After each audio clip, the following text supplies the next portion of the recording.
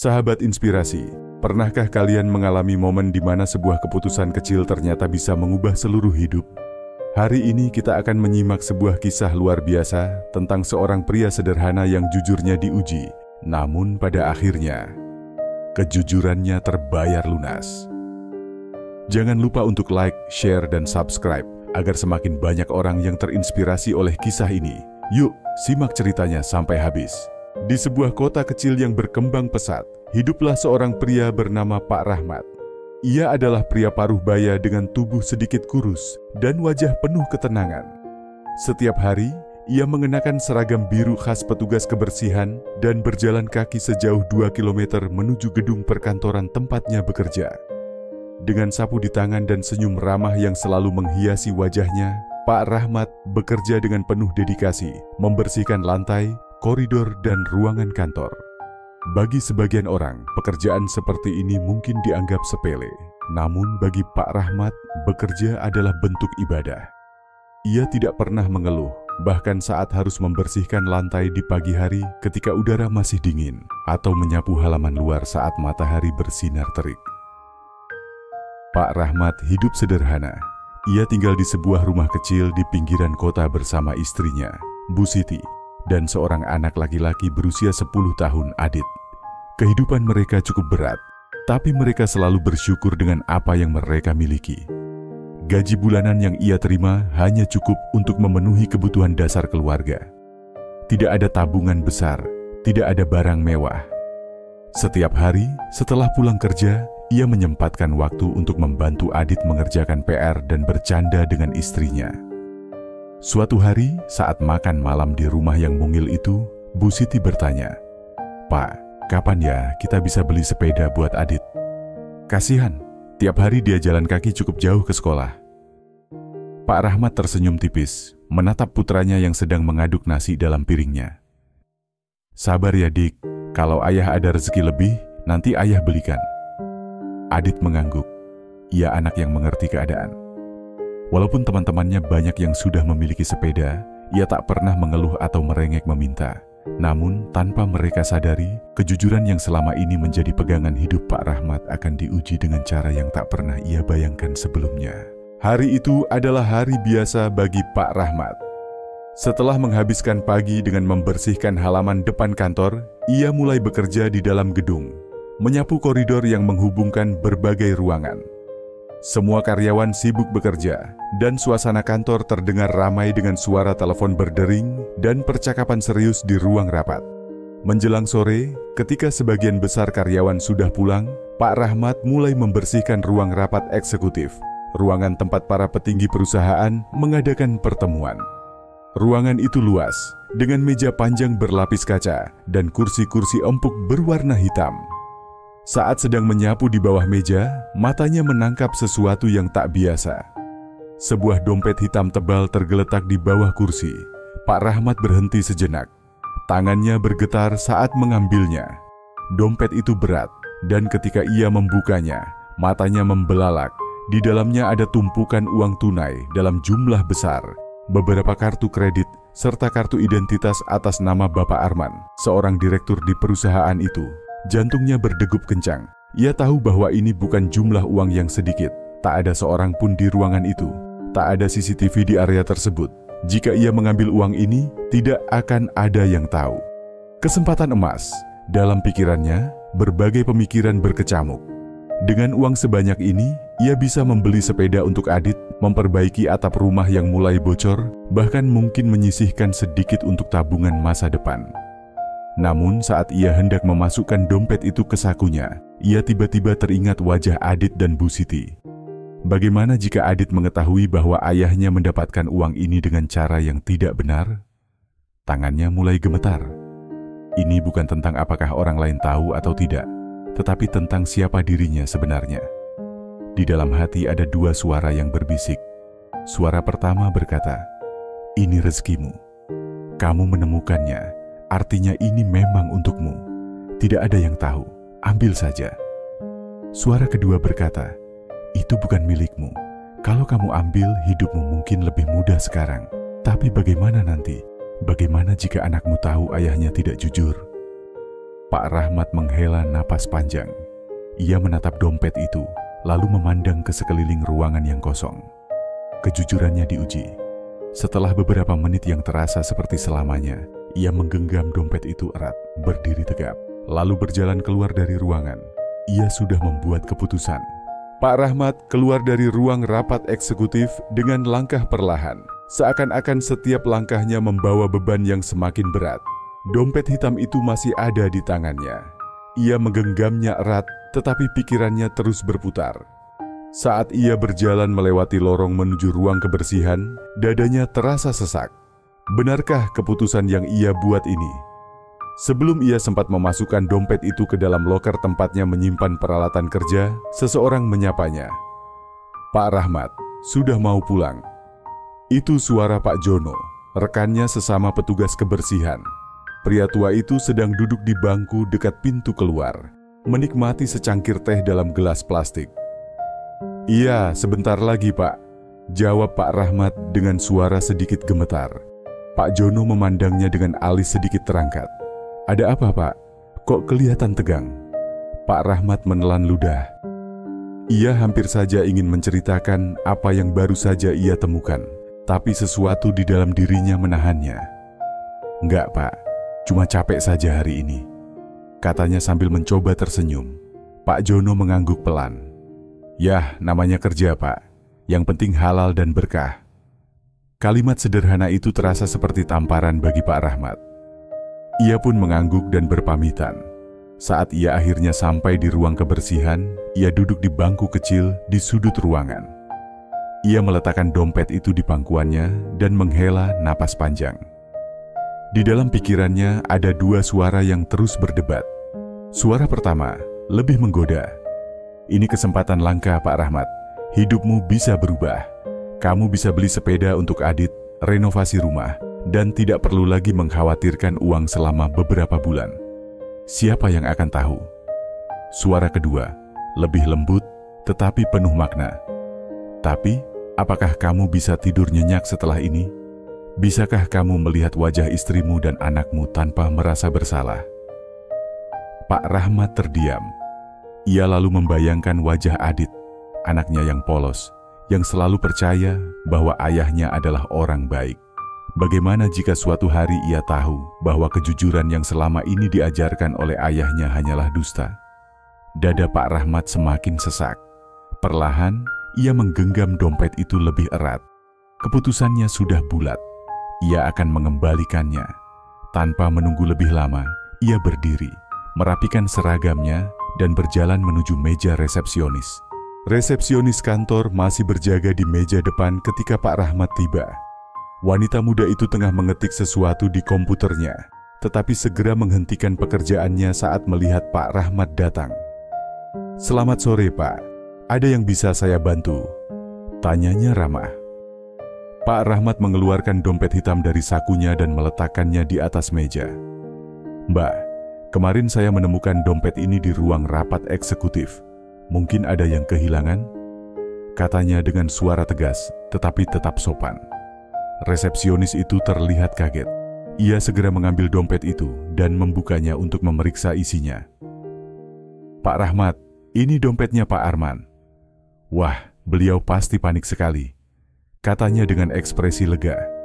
Pak Rahmat hanya tersenyum kecil. "Oh, begitu ya? Ya sudah, saya serahkan ke sini saja. Tolong kembalikan ke beliau ya, Mbak." Resepsionis itu mengangguk antusias. "Tentu, Pak. Saya yakin beliau akan sangat berterima kasih." Pak Rahmat mengangguk dan berbalik hendak pergi, tetapi tiba-tiba resepsionis itu menahannya. "Pak Rahmat, tunggu sebentar." Pak Rahmat menghentikan langkahnya dan menoleh. "Apa ada yang salah, Mbak?" Resepsionis itu menggeleng, tetapi ekspresinya penuh kekaguman. "Saya cuma ingin bilang, tidak semua orang akan melakukan apa yang Bapak lakukan. Terima kasih, sudah menjadi orang yang jujur." Pak Rahmat tersenyum, kali ini lebih tulus. "Sama-sama, Mbak. Saya cuma melakukan apa yang seharusnya saya lakukan." Setelah itu, ia kembali ke ruang kebersihan, mengambil tasnya dan bersiap untuk pulang. Namun, ia tidak menyadari bahwa perbuatannya baru saja mengubah jalan hidupnya selamanya. Di ruangan lain, resepsionis telah menghubungi Pak Arman melalui telepon. "Pak, dompet Bapak sudah ditemukan." Di sisi lain telepon, Pak Arman yang sejak kemarin cemas kehilangan dompetnya langsung terduduk dengan lega. "Serius? Siapa yang menemukannya?" tanyanya dengan penuh antusias. "Pak Rahmat, Pak, petugas kebersihan kita." Sejenak telepon itu hening. Pak Arman menatap keluar jendela kantornya. Langit sore mulai berwarna jingga. "Besok panggil dia ke ruangan saya," katanya akhirnya. Resepsionis mengangguk. "Baik, Pak." Pak Arman tersenyum tipis. Ia sudah memiliki rencana besar untuk Pak Rahmat. Keesokan paginya, seperti biasa, Pak Rahmat tiba di kantor lebih awal. Dengan sapu di tangannya, ia mulai membersihkan halaman depan gedung sebelum matahari benar-benar tinggi. Udara pagi masih sejuk dan aroma tanah basah akibat embun terasa menenangkan. Ia tidak tahu bahwa hari ini akan menjadi hari yang mengubah hidupnya. Saat sedang merapikan pot bunga di taman depan kantor, tiba-tiba seorang pegawai datang menghampirinya dengan tergesa-gesa. "Pak Rahmat, Pak Arman ingin bertemu dengan Anda di ruangannya sekarang juga." Pak Rahmat menghentikan pekerjaannya dan menatap pegawai itu dengan bingung. "Pak Arman, direktur itu?" tanyanya ragu. "Iya, betul, Pak." Pegawai itu mengangguk cepat. "Beliau ingin bertemu langsung dengan Bapak." Jantung Pak Rahmat berdegup lebih cepat. "Ada apa ini? Apakah ada masalah?" Ia menghapus keringat di dahinya dengan lengan bajunya, lalu buru-buru merapikan seragamnya. Setelah memastikan dirinya cukup rapi, ia berjalan menuju lantai atas, tempat di mana ruangan direktur berada. Ini adalah pertama kalinya ia menginjakkan kaki di bagian eksekutif perusahaan. Biasanya, ia hanya bekerja di lantai-lantai bawah, membersihkan ruangan yang digunakan karyawan biasa. Sekarang, ia berada di lantai yang jarang ia kunjungi, di mana suasana terasa lebih mewah dan formal. Ketika sampai di depan ruangan direktur, seorang sekretaris menyambutnya dengan senyum ramah. "Silakan masuk, Pak Rahmat. Pak Arman sudah menunggu." Dengan hati-hati, Pak Rahmat mengetuk pintu dan membukanya perlahan. Di dalam, ruangan itu luas dan elegan, dengan jendela besar yang memperlihatkan pemandangan kota. Di balik meja kayu mahal, seorang pria paruh baya dengan jas rapi duduk dengan tangan bertaut di atas meja. Itu dia, Pak Arman, direktur perusahaan ini. "Silakan duduk, Pak Rahmat," katanya dengan suara yang tenang tetapi berwibawa. Pak Rahmat menelan ludah, lalu duduk di kursi yang telah disiapkan di hadapan meja Pak Arman. "Ada yang bisa saya bantu, Pak?" tanyanya dengan hati-hati. Pak Arman menatapnya sejenak sebelum tersenyum kecil. "Saya hanya ingin berbicara dengan Anda tentang dompet saya." Pak Rahmat mengangguk perlahan, mencoba menyembunyikan kegugupannya.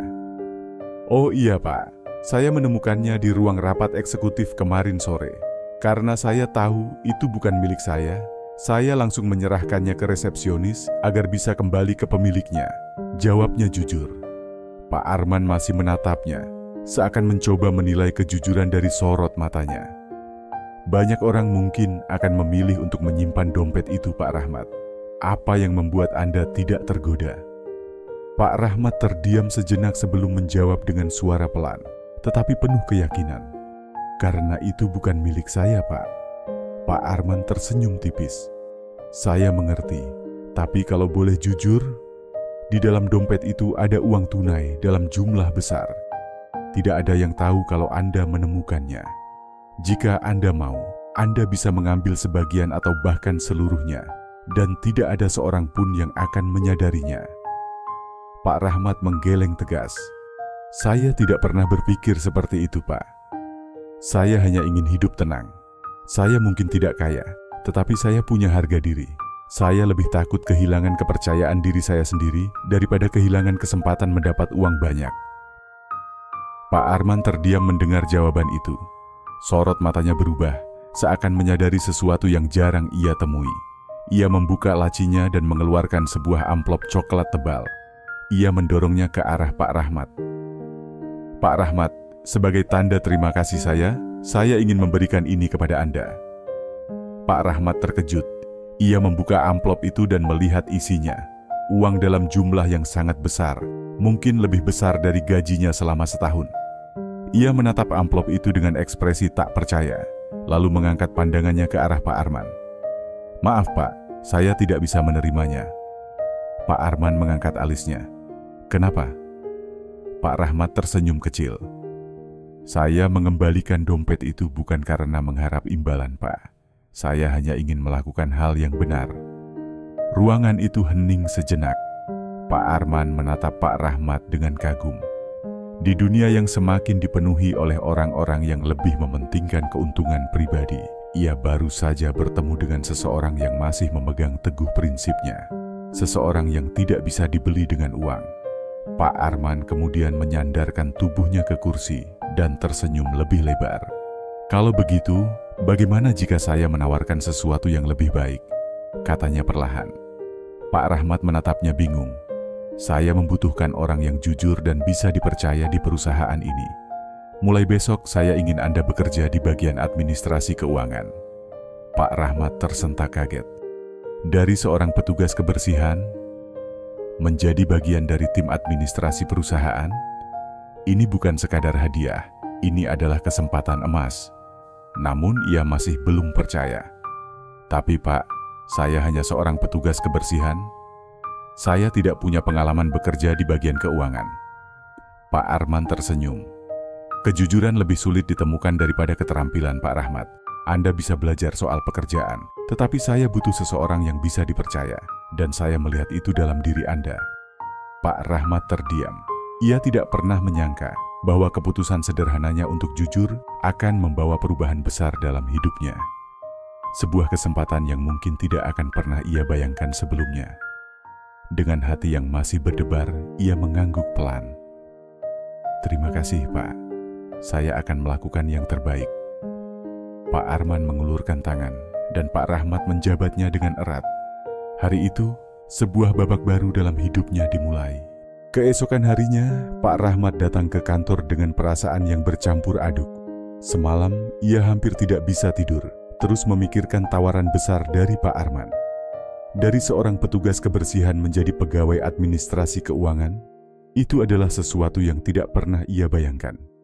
Saat ia memasuki gedung, beberapa rekan kerjanya menyapa seperti biasa, tetapi ada sesuatu yang berbeda. Mereka mulai melihatnya dengan tatapan penuh rasa ingin tahu. Rupanya, kabar tentang pertemuannya dengan Pak Arman sudah menyebar. "Pak Rahmat, kok kelihatan rapi sekali hari ini?" tanya Pak Jono sambil tersenyum. Pak Rahmat hanya tertawa kecil. "Ya Pak, coba sesuatu yang baru," katanya sambil merapikan kemeja barunya. Berbeda dari seragam kebersihan yang biasa ia kenakan. Ia melangkah menuju bagian administrasi keuangan, tempat barunya bekerja. Di ruangan itu, terdapat meja-meja rapi dengan komputer dan tumpukan dokumen keuangan. Seorang pegawai yang lebih muda, bernama Tony, menyambutnya dengan sedikit senyum ragu. "Pak Rahmat ya, saya Tony. Saya akan membantu Bapak beradaptasi dengan pekerjaan di sini." Pak Rahmat mengangguk sopan. "Terima kasih Mas Tony, saya siap belajar." Tony lalu menunjukkan berbagai laporan keuangan yang harus dicek setiap hari. Bagaimana melakukan pencatatan transaksi, serta cara menangani dokumen penting. Semua terasa baru bagi Pak Rahmat, tetapi ia tidak merasa takut. Ia selalu percaya bahwa kerja keras dan kejujuran bisa membawanya kemana saja. Namun ujiannya belum berakhir. Siang itu, saat ia sedang mempelajari laporan keuangan, ia menemukan sesuatu yang aneh. Ada sejumlah transaksi dengan angka yang tidak sesuai, seolah-olah ada manipulasi di dalamnya. Ia mencoba menelusuri lebih lanjut. Beberapa angka dalam laporan terlihat terlalu besar untuk pengeluaran biasa, dan sepertinya ada dana yang dialihkan ke akun yang tidak dikenal. Apa ini kesalahan pencatatan? Pikirnya. Namun semakin ia membaca, semakin ia sadar bahwa ini bukan kesalahan biasa. Ada sesuatu yang disembunyikan. Tanpa membuang waktu, ia memutuskan untuk melaporkan temuannya langsung kepada Pak Arman. Pak Rahmat berdiri di depan pintu kantor Pak Arman, mengambil napas dalam-dalam sebelum mengetuk. "Masuk!" Terdengar suara dari dalam. Ia melangkah masuk dengan tenang. membawa laporan yang baru saja ia temukan. Pak Arman yang sedang membaca dokumen di mejanya menoleh dan tersenyum. "Pak Rahmat, ada yang bisa saya bantu?" Pak Rahmat meletakkan berkas laporan di meja. "Maaf Pak, saya baru belajar, jadi mungkin saya salah. Tapi saya menemukan sesuatu yang menurut saya aneh dalam laporan ini." Pak Arman mengambil berkas itu dan mulai membacanya. Alisnya mengernyit saat melihat angka-angka di dalamnya. "Anda menemukannya dalam 1 hari kerja?" tanyanya dengan nada kagum. "Saya hanya ingin memastikan bahwa semua laporan ini benar, Pak," jawab Pak Rahmat dengan jujur. Pak Arman menatapnya dalam. Ia kemudian berdiri dari kursinya, berjalan ke arah jendela dan menghela napas panjang. "Saya sudah curiga ada sesuatu yang tidak beres selama beberapa bulan terakhir. Tapi saya tidak pernah bisa menemukan bukti yang jelas. Sampai sekarang," katanya sambil memegang dokumen itu erat. Pak Rahmat terdiam, tidak ingin menyela. Setelah beberapa saat hening, Pak Arman berbalik dan tersenyum. "Pak Rahmat, saya semakin yakin bahwa Anda adalah orang yang tepat di tempat ini. Pak, kejujuran Anda sudah diuji berkali-kali dan Anda tetap teguh. Itu adalah sesuatu yang jarang saya temui. Jika Anda bersedia, saya ingin Anda menjadi bagian dari tim audit internal perusahaan ini." Pak Rahmat terkejut. "Audit internal, Pak?" "Ya," kata Pak Arman. "Tim yang bertugas memastikan semua keuangan perusahaan transparan dan tidak ada penyimpangan. Saya membutuhkan orang yang jujur seperti Anda di posisi itu." Pak Rahmat menelan ludah. Ini adalah kesempatan yang jauh lebih besar dari yang pernah ia bayangkan. Dari petugas kebersihan, menjadi pegawai administrasi, dan kini ditawari posisi di tim audit internal. Namun sebelum ia menjawab, Pak Arman menambahkan sesuatu. "Saya tahu ini bukan pekerjaan yang mudah. Anda akan menghadapi banyak tantangan, dan mungkin ada orang-orang yang tidak senang dengan keputusan ini. Tapi saya percaya pada Anda, Pak Rahmat. Saya percaya Anda bisa menjalankannya dengan baik." Pak Rahmat terdiam sejenak, lalu mengangguk mantap. "Jika Bapak percaya pada saya, maka saya akan melakukan yang terbaik." Pak Arman tersenyum puas dan mengulurkan tangan. "Selamat bergabung di tim Pak Rahmat." Pak Rahmat menjabat tangan itu dengan erat. Hari itu, kejujurannya sekali lagi membawanya ke tempat yang lebih tinggi. Dan ia tahu, ini baru permulaan dari perjalanan barunya. Hari pertama Pak Rahmat sebagai bagian dari tim audit internal terasa seperti mimpi yang belum sepenuhnya ia sadari. Ia, seorang pria yang selama bertahun-tahun hanya mengenakan seragam kebersihan dan membawa sapu, kini duduk di sebuah meja kantor dengan tumpukan berkas di depannya. Tak ada lagi bau pembersih lantai atau debu yang harus ia bersihkan. Kini, ia bertanggung jawab atas keuangan perusahaan, memastikan semuanya berjalan dengan transparan dan tanpa penyimpangan. Namun, ia tahu satu hal, pekerjaan ini akan penuh tantangan. Di hari pertamanya, ia mulai mengenal timnya. Ada Bu Rina, kepala divisi audit yang dikenal tegas dan tidak mudah percaya pada orang baru. Ada juga Mas Dika, seorang analis yang sudah lama bekerja di bidang ini. Meskipun awalnya mereka tampak skeptis terhadap kehadiran Pak Rahmat, seiring waktu, mereka mulai melihat keseriusannya. Setiap hari Pak Rahmat belajar hal baru, memahami bagaimana perusahaan mengelola keuangan, meneliti transaksi mencurigakan, dan memastikan laporan yang diterima oleh direktur sudah benar. Tetapi seperti yang dikatakan Pak Arman, tidak semua orang senang dengan keberadaan Pak Rahmat di posisi ini. Siang itu, saat sedang memeriksa laporan terbaru, seorang pria berbadan besar dengan jas mahal mendatanginya. Itu adalah Pak Danu, seorang manajer keuangan yang sudah lama bekerja di perusahaan. "Pak Rahmat, boleh bicara sebentar?" tanyanya dengan senyum yang tidak sepenuhnya ramah. Pak Rahmat mengangguk. "Tentu, Pak." Pak Danu duduk di kursi di depan meja Pak Rahmat dan menatapnya dengan tajam. "Saya dengar Bapak sekarang ada di tim audit." "Selamat ya Pak. Luar biasa sekali, dari petugas kebersihan langsung ke keuangan." Nada suaranya terdengar aneh, seolah ada sesuatu yang disembunyikan. Pak Rahmat tersenyum sopan. "Terima kasih Pak. Saya hanya berusaha melakukan yang terbaik.